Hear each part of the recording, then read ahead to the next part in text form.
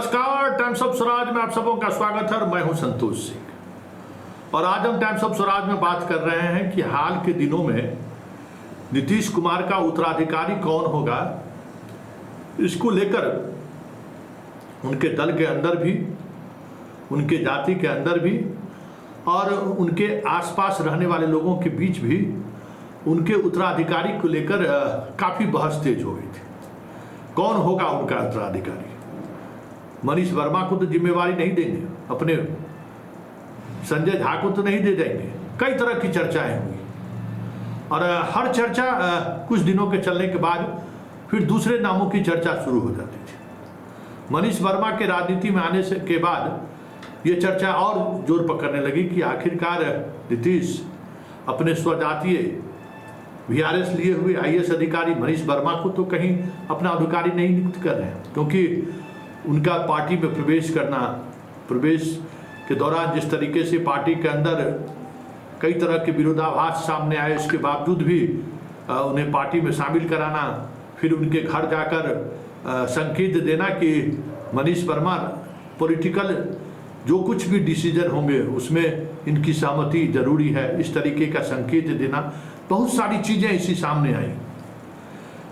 और उसी बीच उनके पुत्र मतलब नीतीश पुत्र निशांत के नाम की भी चर्चा शुरू हुई कि निशांत सक्रिय राजनीति में आ रहे हैं। निशांत कभी भी पार्टी ज्वाइन कर सकते हैं, नीतीश कुमार कभी भी उत्तराधिकारी की घोषणा कर सकते हैं। वैसे व्यक्तिगत रूप से उस दौर में भी और आज भी मेरा मानना है कि नीतीश के निशांत में राजनीति में जाने की दूर दूर तक इच्छा नहीं है। हमारी एक दो बार व्यक्तिगत मुलाकात है, बातचीत भी है, लंबी बातचीत है। उस दौरान जो मुझे अनुभव हुआ वो यही अनुभव रहा कि ये इस बंदे में सत्ता का चमक दमक, पावर, पैसा, इन सब चीज़ों से इन्हें कोई वास्ता नहीं है। माँ का दुलारा, माँ का प्यारा, आज भी माँ उसके लिए है, माँ के बाद फिर मौसी। हाँ, नीतीश जी से रिश्तों में उतार चढ़ाव मैंने देखा कि कई मौके पर ये चीज़ें देखने को मिली। लेकिन निशांत कल कुछ चीज़ें खरीदने के लिए बाहर निकला था यहाँ पे दुकान में, और उसी दौरान कुछ मीडिया कर्मियों से उनकी मुलाकात हो गई और सवाल हुआ कि कब आप राजनीति में आ रहे हैं। तो कृष्ण का वक्त और राजनीति में ना आए, ये हो सकता है क्या? कृष्ण का तो मतलब ही है राजनीति, कृष्ण का तो मतलब ही है नेतृत्व करता, कृष्ण का तो मतलब ही है सृष्टि का संचालन करता, और वो कृष्ण का भक्त राजनीति में नहीं आए, ये कैसे हो सकता है? लेकिन जब सवाल किया गया एक कृष्ण भक्त से तो उसने क्या कहा, जरा आप भी सुनिए।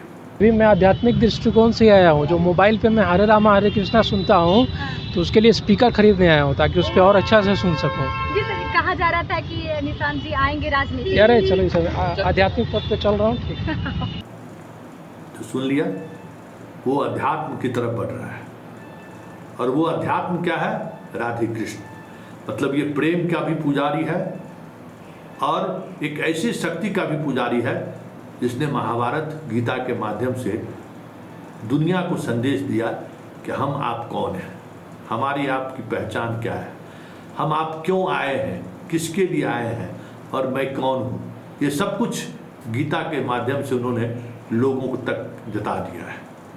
मतलब निशांत की राजनीति में आने की वो लॉबिंग या नीतीश के उत्तराधिकारी के रूप में निशांत को स्थापित करने की जो कोशिश कुछ खास आसपास के लोगों के द्वारा जो किया जा रहा था, उसको जिस अंदाज में निशांत ने खारिज किया है, संकेत साफ है कि पिता के रहते हुए वो राजनीति में प्रवेश नहीं करेगा। लेकिन ऐसा भी नहीं है कि पिता के बाद मैं राजनीति में नहीं आऊँगा, ये भी संकेत उन्होंने दे दिया, क्योंकि वो कृष्ण के भक्त हैं। और कृष्ण मतलब महाभारत, और महाभारत का मतलब है गीता का संदेश, और गीता का संदेश है मतलब राजनीति का वो गुण जिसका ज्ञान आप गीता के माध्यम से प्राप्त कर सकते हैं। गीता और महाभारत दोनों एक ऐसा विषय है ना, जिस विषय का अगर आप अवलोकन करें, जिस विषय को आप आत्मसात करें, तो फिर राजनीति कौन सी विषाद है भाई। बड़ी से बड़ी राजनीति तो महाभारत में देखने को मिला है। बड़ी से बड़ी बातों की समझदारी तो गीता से पैदा हुआ है। ऐसे में भले आज निशांत ने ये खारिज कर दिया है, लेकिन कृष्ण भक्त जब परिस्थिति ऐसी बनती है जिसमें खुद को ये साबित करना हो कि मुझ में वो क्षमता है, तो फिर निशांत कहाँ पीछे रहेगा।